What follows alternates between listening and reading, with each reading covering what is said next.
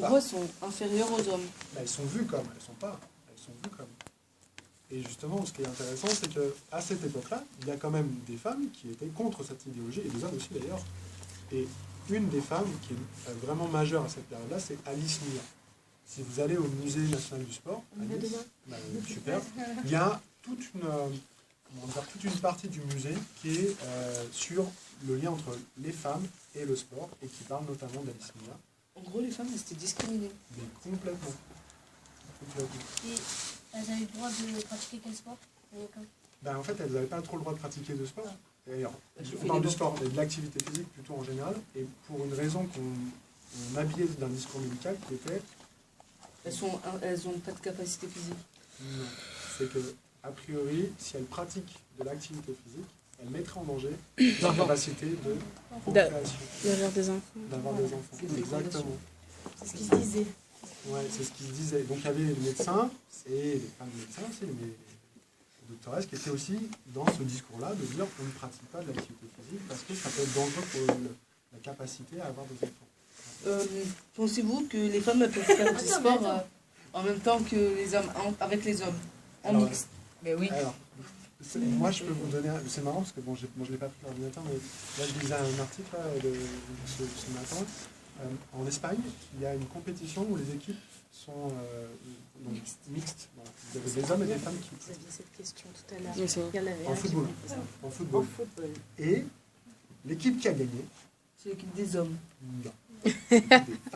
Et c'était des femmes, mais c'était qui, Cristiano Ronaldo contre des... Alors, c'était Cristiano, au final. Cristiano Ronaldo.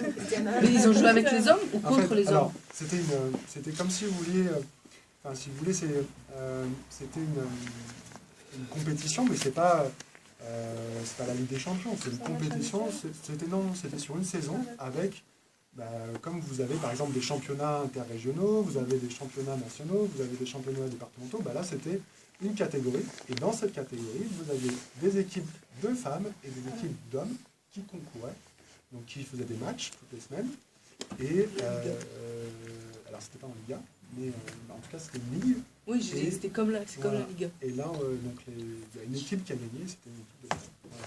C'était une équipe de femmes qui jouait contre une équipe d'hommes, par exemple. D'autres femmes aussi. C'est cette année? C'était cette année, ouais. 2019. Non, il n'y avait pas de mixité au sein des équipes. Ouais. Alors après, il y a des sports où les équipes peuvent être mixtes. Par exemple, le softball, qui est l'équivalent, si vous voulez, du baseball. Et là, on peut avoir des hommes et des femmes dans l'équipe. Dans le volley. De quel sport elle parlait ce matin, Pascal? Softball. Pascal, ce matin, elle nous a parlé d'un sport mixte. Le volley? Non, ça y avait, mais c'est pas la voile. Alors, c'est aussi, il faut que vous fassiez aussi attention à ça, c'est pas parce que c'est mixte qu'il n'y a pas de discrimination. Par exemple, dans la voile, si vous écoutez un peu le discours de Hélène MacArthur, par exemple, qui a été très longtemps une des rares femmes à bien marcher, à performer, vous entendez que c'était compliqué, parce que d'être une femme parmi un monde d'hommes, on vous renvoie à l'idée que c'est pas un domaine pour toi. Donc c'est pas parce qu'on pratique avec des hommes